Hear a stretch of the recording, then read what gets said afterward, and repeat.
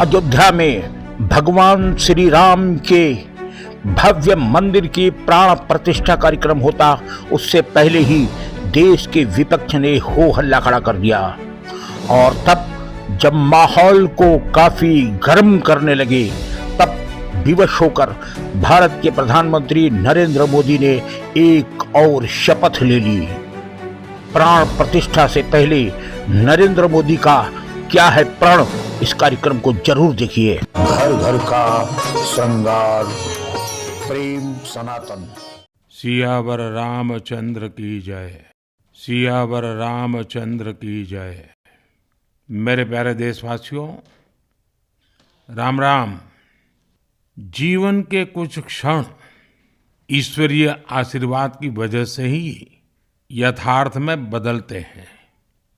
आज हम सभी भारतीयों के लिए, दुनिया भर में फैले राम भक्तों के लिए ऐसा ही पवित्र अवसर है। हर तरफ प्रभु श्री राम की भक्ति का अद्भुत वातावरण, चारों दिशाओं में राम नाम की धुन, राम भजनों की अद्भुत सौंदर्य माधुरी। हर किसी को इंतजार है 22 जनवरी का, उस ऐतिहासिक पवित्र पल का। और अब अयोध्या में रामलला की प्राण प्रतिष्ठा में केवल 11 दिन ही बचे हैं। मेरा सौभाग्य है कि मुझे भी इस पुण्य अवसर का साक्षी बनने का अवसर मिल रहा है। ये मेरे लिए कल्पनातीत अनुभूतियों का समय है। मैं भावुक हूँ, भाव विह्वल हूँ। मैं पहली बार जीवन में इस तरह के मनोभाव से गुजर रहा हूँ। मैं एक अलग ही भाव भक्ति की अनुभूति कर रहा हूँ। मेरे अंतर मन की ये भाव यात्रा मेरे लिए अभिव्यक्ति का नहीं, अनुभूति का अवसर है। चाहते हुए भी मैं इसकी गहनता, व्यापकता और तीव्रता को शब्दों में बांध नहीं पा रहा हूं। आप भी भली भांति मेरी स्थिति समझ सकते हैं।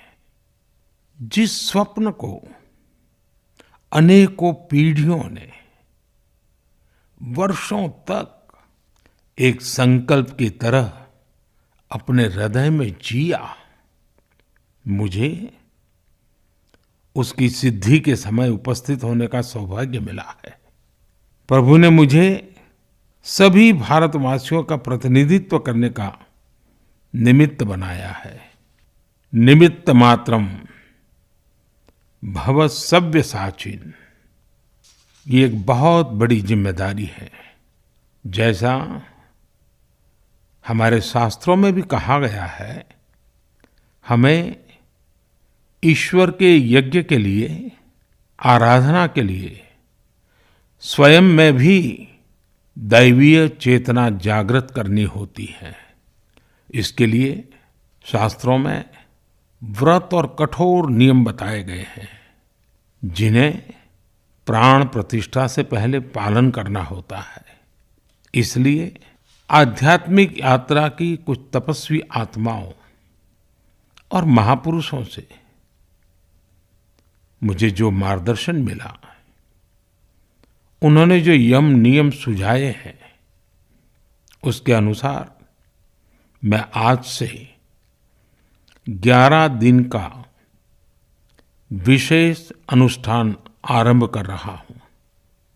इस पवित्र अवसर पर मैं परमात्मा के श्री चरणों में प्रार्थना करता हूं, ऋषियों, मुनियों, तपस्वियों का पुण्य स्मरण करता हूं और जनता जनार्दन, जो ईश्वर का रूप है, उनसे प्रार्थना करता हूं कि आप मुझे आशीर्वाद दें, ताकि मन से, वचन से, कर्म से मेरी तरफ से कोई कमी ना रहे। साथियों, मेरा ये सौभाग्य है कि 11 दिन के अपने अनुष्ठान का आरंभ मैं नासिक धाम पंचवटी से कर रहा हूं। पंचवटी वो पावन धरा है जहां प्रभु श्री राम ने काफी समय बिताया था। और आज मेरे लिए एक सुखद संयोग ये भी है कि आज स्वामी विवेकानंद जी की जन्म जयंती है। ये स्वामी विवेकानंद जी तो थे जिन्होंने हजारों वर्षों से आक्रांतित भारत की आत्मा को झकझोरा था। आज वही आत्मविश्वास भव्य राम मंदिर के रूप में हमारी पहचान बनकर सबके सामने है। और सोने पर सुहागा देखिए, आज माता जीजाबाई जी की जन्म जयंती है। माता जीजाबाई जिन्होंने छत्रपति शिवाजी महाराज के रूप में एक महामानव को जन्म दिया था। आज हम अपने भारत को जिस अक्षुण्ण रूप में देख रहे हैं, इसमें माता जीजाबाई जी का बहुत बड़ा योगदान है। और साथियों, जब मैं माता जीजाबाई का पुण्य स्मरण कर रहा हूं तो सहज रूप से मुझे अपनी माँ की याद आना बहुत स्वाभाविक है। मेरी माँ जीवन के अंत तक माला जपते हुए सीताराम का ही नाम भजा करती थी। साथियों, प्राण प्रतिष्ठा की मंगल घड़ी, चराचर सृष्टि का वो चैतन्य पल, आध्यात्मिक अनुभूति का वो अवसर, गर्भगृह में उस पल क्या कुछ नहीं होगा। साथियों, शरीर के रूप में तो मैं उस पवित्र पल का साक्षी बनूंगा ही, लेकिन मेरे मन में, मेरे हृदय के हर स्पंदन में 140 करोड़ भारतीय मेरे साथ होंगे। आप मेरे साथ होंगे, हर राम भक्त मेरे साथ होगा। और वो चैतन्य पल हम सबकी साझी अनुभूति होगी। मैं अपने साथ राम मंदिर के लिए अपने जीवन को समर्पित करने वाले अनगिनत व्यक्तित्वों की प्रेरणा लेकर जाऊंगा। त्याग तपस्या की वो मूर्तियां, 500 साल का धैर्य, दीर्घ धैर्य का वो काल, अनगिनत त्याग और तपस्या की घटनाएं, दानियों की, बलिदानियों की गाथाएं।